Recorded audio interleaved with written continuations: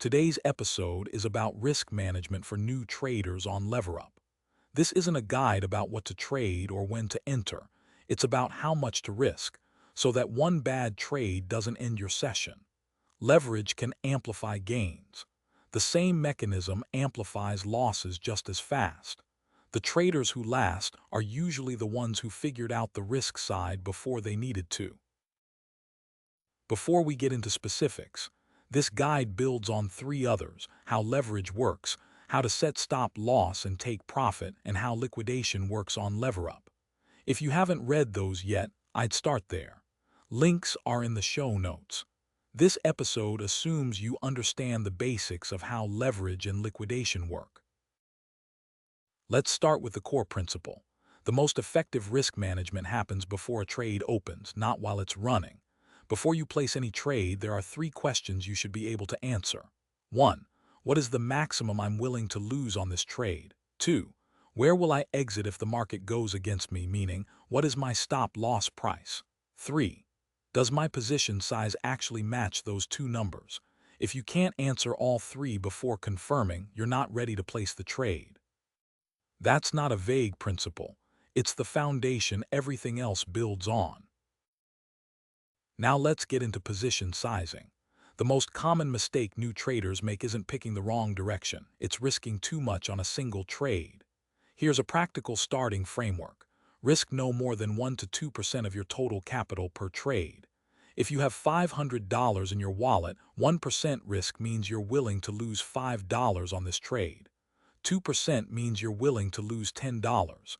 That sounds small. That's intentional. At 1 to 2% risk per trade, even a 10-trade losing streak doesn't wipe you out. You still have capital to recover and to learn from what went wrong.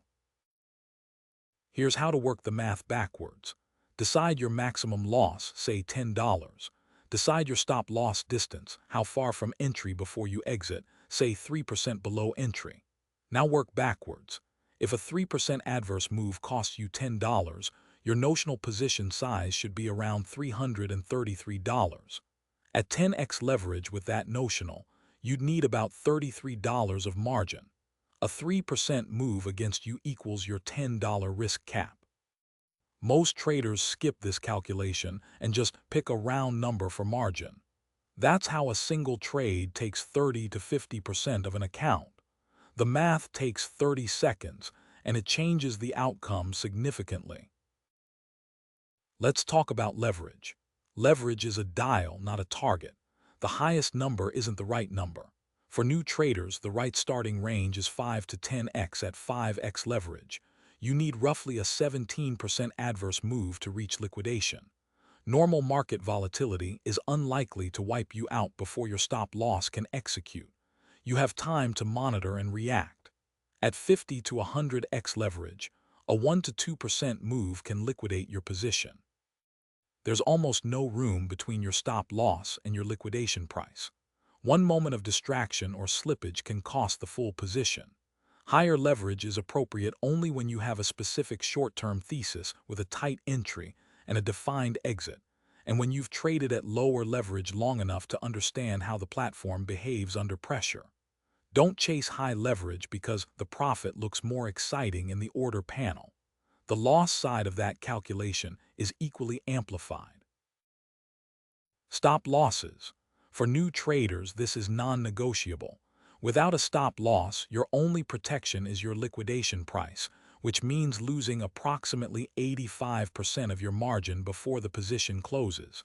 Every trade should have a stop loss set before you confirm the order. A few practical guidelines on placement. First, give the trade room to breathe. If your stop loss is 0.5% from entry at 10x leverage, normal market noise will trigger it before your trade has had a chance to develop. A stop loss that triggers constantly isn't protecting you. It's just closing positions prematurely at a loss.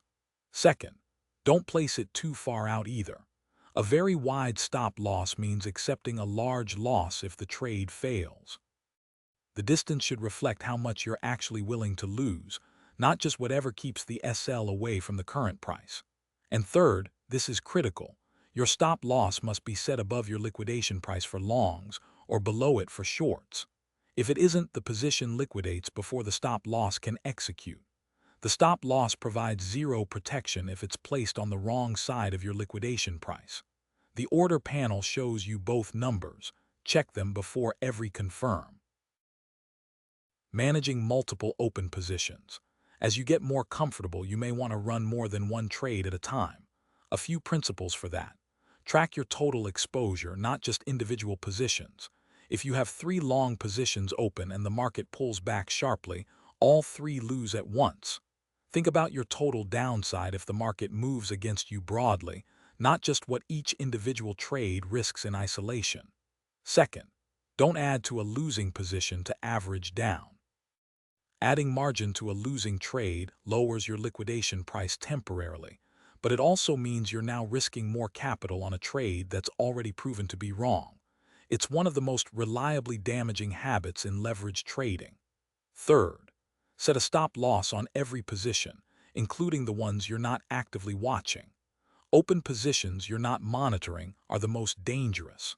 A stop loss on every trade means the market can close them for you if you're away. When a trade goes against you, every trader loses trades. The question is whether each individual loss is small enough to absorb. A few patterns to avoid.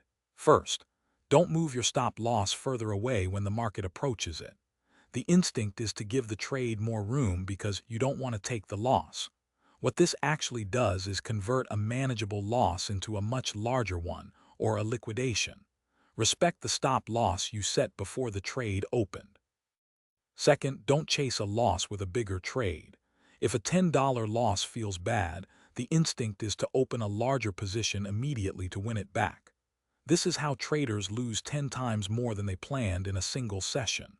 Stick to your position sizing rules regardless of recent results.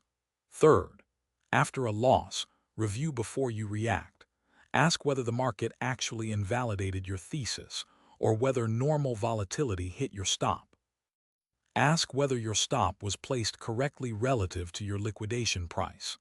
The goal is to understand what happened, not to immediately open the next trade. One more risk layer that's specific to LeverUp: collateral volatility. If you're trading with non-stablecoin collateral, MON or LVMON, your collateral can lose value independently of the market you're trading. If MON falls 10% while you're holding a position open, your collateral is worth less.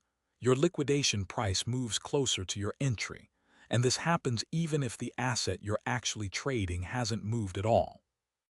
If you're new to perpetuals trading, use USDC as collateral until you understand how liquidation works. USDC's value doesn't fluctuate. Your liquidation price is determined only by the market you're trading, not by 2 independent price variables.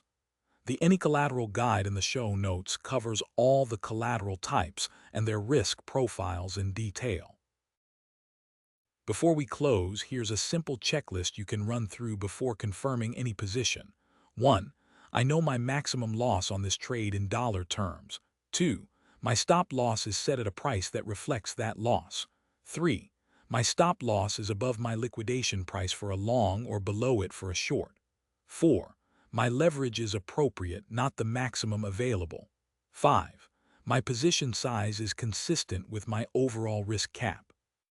6. I can monitor this position, or I've set a stop loss tight enough to protect it while I'm away.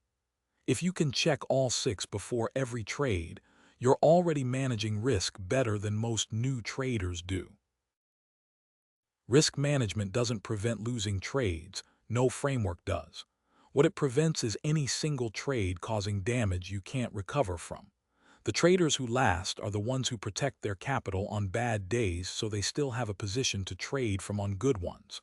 For next steps, how liquidation works on LeverUp, how to set stop loss and take profit, and how to use any collateral are all linked in the show notes.